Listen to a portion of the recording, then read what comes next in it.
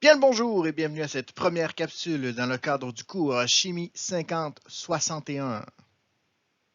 Si vous n'avez pas encore vu la capsule d'introduction de la chaîne, je vous invite à la voir avant de consulter cette première vidéo.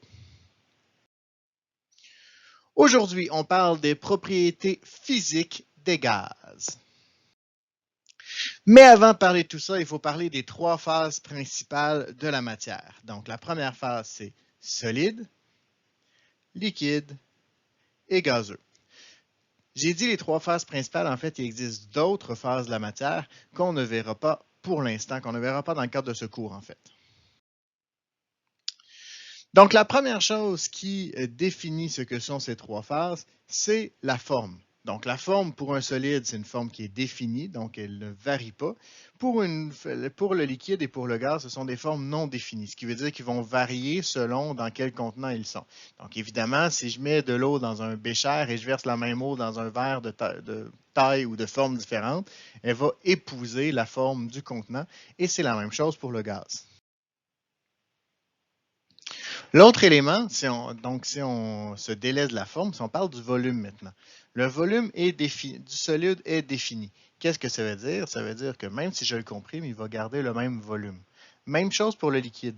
Donc, tous les principes hydrauliques, que ce soit des monte-charges au niveau des voitures pour pouvoir travailler sous la voiture, ce genre de choses-là fonctionnent souvent de façon hydraulique. Même les freins fonctionnent de façon hydraulique. Donc, les liquides sont non compressibles. Par contre, les gaz, c'est différent. Les gaz, je peux faire varier son volume en tirant dessus ou en poussant dessus. Donc, on dit que le volume du solide et du liquide est défini, tandis que le gaz est compressible et expansible. Maintenant, comme on le voit ici, au niveau du solide, au niveau des molécules, je vais avoir un mouvement de vibration qui va se faire au niveau du solide. Au niveau du liquide, je vais avoir un mouvement de vibration et de rotation. Donc, je rajoute la rotation. Et au niveau des gaz, je vais avoir la vibration, la rotation et la translation. Donc, ce qui arrive, c'est que quand je passe de solide à liquide et de liquide à gaz, je donne de l'énergie à chacune de mes molécules, ce qui me permet d'avoir plus de mouvements et plus de types de mouvements aussi.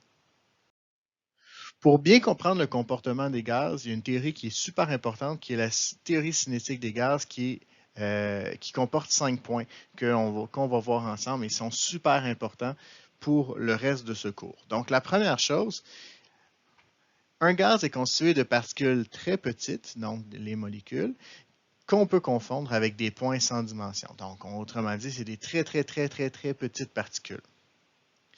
Il y a de grandes distances qui séparent ces particules.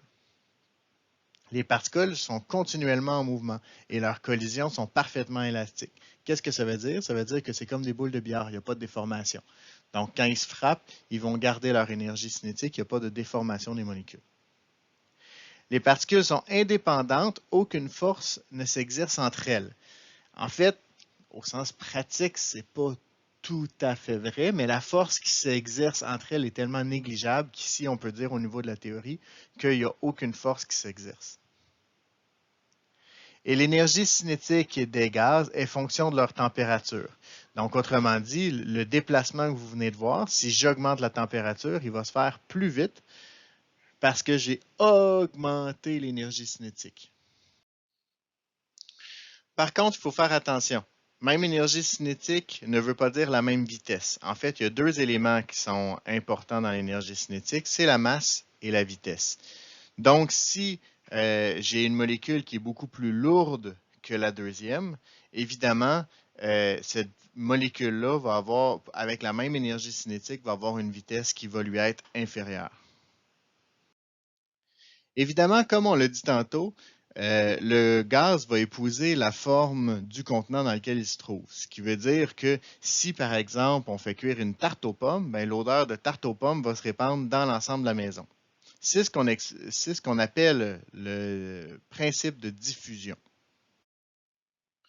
Pour expliquer la diffusion, en fait, c'est juste que comme les molécules de gaz sont toujours en mouvement, ben, ils vont finir par rentrer en contact les unes avec les autres. Et éventuellement, à force de rentrer en contact les unes avec les autres, de rentrer en contact avec la paroi, de rentrer en contact, ben, ils vont finir par occuper tout l'espace. C'est ce qui explique la diffusion. Évidemment, c'est directement en lien avec la vitesse de mes molécules. Ce qui veut dire que si, à cause de ce que j'ai dit par rapport à l'énergie cinétique tantôt, si ma molécule est plus lourde, ben, elle va prendre plus de temps à diffuser parce que pour la même énergie cinétique, je vais avoir moins de vitesse. Donc, plus la molécule est lourde, plus ça va être long avant qu'elle occupe l'ensemble de l'espace. Bon, comme je l'ai dit, les molécules sont toujours en mouvement. Si les molécules sont toujours en mouvement, ça veut dire qu'ils vont rentrer en contact les unes avec les autres, mais aussi avec la paroi. Et quand ils vont rentrer en contact avec la paroi, dans une baudruche par exemple, donc une ballonne de caoutchouc, ce qui va arriver, c'est que rarement, très rarement, mais ça va arriver, la molécule va parfois être capable de traverser la paroi, de se frayer un chemin à travers les molécules de la paroi et donc de sortir de la ballonne. C'est la raison pourquoi une ballonne d'hélium, par exemple, ne restera pas ad vitam aeternam dans les airs. À un moment donné, elle va finir par retomber au sol. Ce phénomène-là, on l'appelle l'effusion. Évidemment, la vitesse d'effusion dépend d'un paquet de facteurs, dont le type de paroi, dont l'épaisseur de la paroi, dont la température, par exemple, du gaz. Mais ça reste que la molécule qui va passer à travers la paroi et donc qui va tranquillement s'échapper de ma ballonne, on appelle ça le phénomène d'effusion. Au niveau de la pression, donc pour expliquer l'ensemble des phénomènes par rapport à la pression, je vous invite à aller voir la vidéo Mesurer la pression qui va pas mal tout vous indiquer. Donc j'ai fait une vidéo particulière là-dessus vu qu'il y a beaucoup de contenu et je ne veux pas que ma capsule soit trop longue.